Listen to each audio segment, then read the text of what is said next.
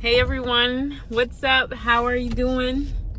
It's your girl Tally back again. All right, so happy to be back with you guys again. I know I was gone for the longest, and that's just life. That's how it is. We go through a season where we just have to go through it with just you, yourself, and God. Not that I was really going through it, but definitely in a transition phase because I'm just transitioning to just a new life, it feels like, so I just had to do that. And of course I like to handle whatever I gotta handle before I have to come speak about it, because I never want to speak from a uninformed position, right? I want to go through something, experience it, and then give you guys the real about it, because I want to know what I'm talking about, basically, for the most part. But here's what I want to tell you guys today. I'm gonna make two separate videos because I have two separate topics. But the first one I want to tell you guys about is this is kind of a double down on the video that says here's how to look at things that you want to improve. Now, that video, I tried my best to explain this, but I don't feel like I really explained it the best way. But here I go again. And this is what it is. You ever, like, when you're on social media, right, and you see people and they complain about their relationship, maybe they're complaining about their child's mother or their child's father, right, or they're complaining about how many bad relationships they've been in and things like that, and then people's response to that is choose better, right? And for the longest time, that really aggravated me. You know what I'm saying? And I don't have children yet, but I just imagine myself being in a position where I do have children, right? And it just didn't work out with me and my child's father. And I tried my best, but it just didn't work out. And now I'm in a position where he's not really taking responsibility for his child or whatever. And someone says, okay, just choose better. And I know there's so many caveats and nuances to that situation, right? Like, I know that there's so many different, perspectives, so many different components, so it's never like a one size fits all. But for me, it's just, when I put myself in that situation, it just aggravates me when people say, well, you need to just choose better. Like, that's just it, you know what I'm saying? Like, that's just the bottom line. But not only about those situations, I'm talking about even like in relationships, when people say they only encounter terrible people, and also just in life in general. Like, if you've been in any situation where the odds were stacked against you, like things did not work out in your favor, whether that be on your weight loss journey, that be at a job, any place in your life where you would like to improve upon yourself, is what I'm talking about. Any place in life, like you want to experience better relationships, better friendships, and you want access to different opportunities. If you feel like you have failed in that area, or you just need to improve in those areas, I'm telling you this. When people say, when you don't feel people being compassionate towards the situation, they be like, oh, just choose better or do better. Instead of being offended by what they're saying, take it in. Take it in. I know it doesn't sound the best. I know that it lacks so much compassion. I know that they could have found a better way to explain it to you, and that's why I'm here. I'm here to explain it to you better. And some people, they don't even have the best intentions when they speak to you like that. They want you to feel ashamed of a decision that you made, or ashamed of an area in your life that's not really working out the best. But for me, it's not like that. When I give it to you, I'm giving it to you from a place where, no, I'm not invested in your life. You know what I'm saying? And that's a good thing that I'm not invested, because I'm not a yes man to you. So, if I'm telling you something, I'm going to tell you the real. And if it hurts your feelings a little bit, if it gets on your nerves, if you're offended a little bit, that's okay too, because sometimes we need the truth to step on our toes a little bit for us to make changes. So I'm not invested in your life, so I'm gonna give you the truth. I'm not a yes man, but at the same time, I do care about your improvement. Like, if you can take this and apply it to your life, I would feel very wonderful about that. So you can trust me when I'm telling you, when people be mean and say things like, oh, choose better and do better, take that in. Because at first you may be like me and you may get irritated by the way that they just use that blanket statement to cover your situation. They don't know anything about your situation. They don't know how many times you tried and failed. They don't know how much effort you put into it. They don't know how many times you try to save it. And I'm not just talking about relationships here. I'm talking about every place in your life that you want improvement, that you want to do better. And people just say whatever they want, and they just say do better, and they don't know how hard it is for you. They don't know your circumstance. They don't know your situation. But when they lack the compassion and they just say whatever, choose better, do better, take that in. And you know why I'm asking you to take that in? Because even though they mean to hurt you, those words itself is true. Because now, if you take the power back by saying, okay, I'm going to choose better, fine, I'm going to do better. Yes, it's going to sting at first. At first, it's going to sting. But now, and only at that point, will you now have the power to make a better choice. Because let me tell you this, when you're in a state, and this is like a state of needing healing, all right, you may be in your healing process, or you may need to go through a healing process, right? In that process, when you're still in the state of maybe blaming others, or you're still hurt and you're like, wow, why this person did this to me? Why this person did this? Okay, how could this person be so careless? How could this person not care about me? I put so much into this project. I put so much into this job. I put so much into this thing. I put so much into this person, and this thing just left me. This job just did not care about my effort. This person just did not care about my effort. When you're still in that state, you are not ready to grow. You are not ready to make any changes. And you're not at that point where you can you're not in a position of power yet, basically. So what I'm trying to do is just tell you guys that, yeah, go through that grievance process. Everybody has to go through it.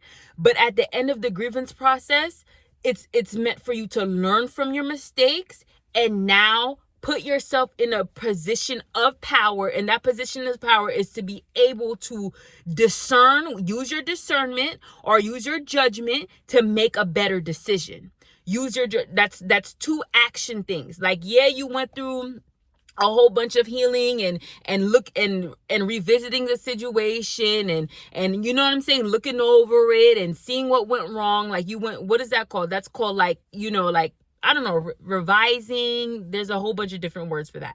That's called, you know, not reflecting, but there you go. You went through a whole bunch of reflecting on that situation. But at the end of the day, when you go back into a position of power, there needs to be action behind it. And those two very serious, important actions that you need to put behind those situations is, one, you've used all your reflecting to now have some discernment about how you're going to move forward, to read the signs better next time, to look into the situation, do your due diligence better next time, and two, to choose better.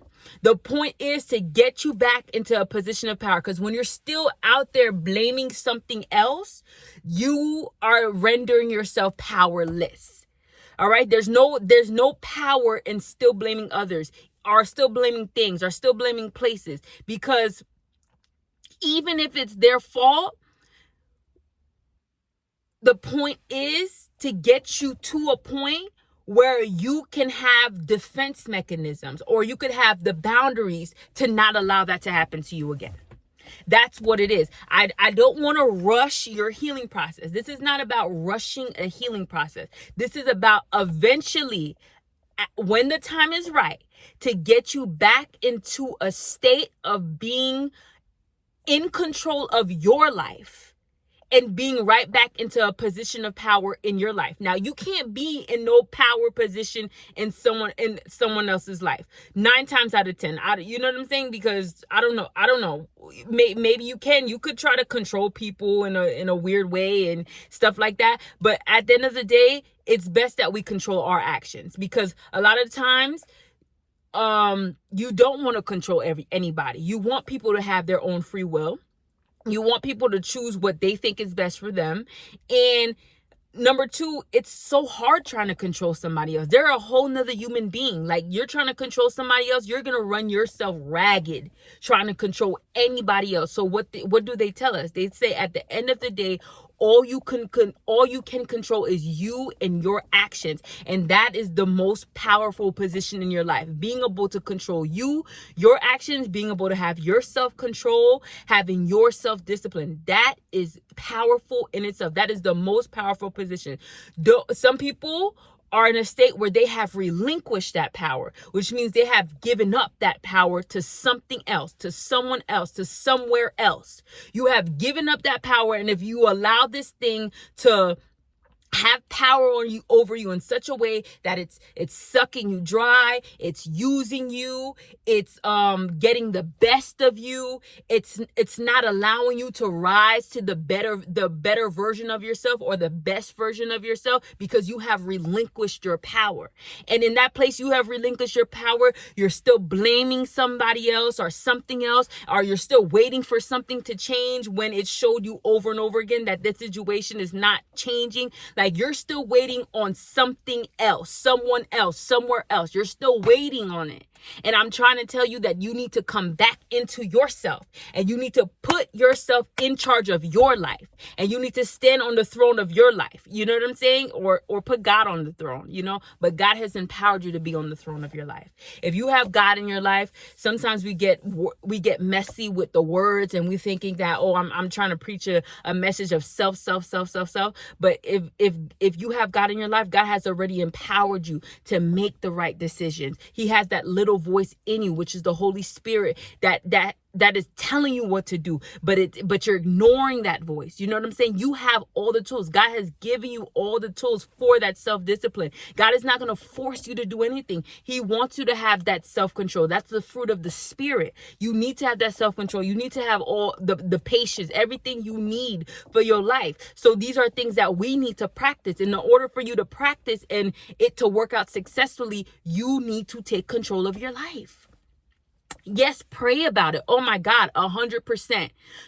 I would say the first step is to pray about it. Everything that I have conquered, everything that I have overcome, I have cried and I have prayed about it. And I'm talking about even from bad eating habits that I wanted to overcome, when I wanted to stop smoking weed, when I wanted to just live better, just live better all around, when I wanted a nicer apartment, and when I, you know what I'm saying? Like, just random things that you would never think to pray about. I've prayed about it, I've cried about it, and God has delivered at the right time. You know what I'm saying? Things that I wanted to grab control of, people in my life that I didn't want to be in my life no more.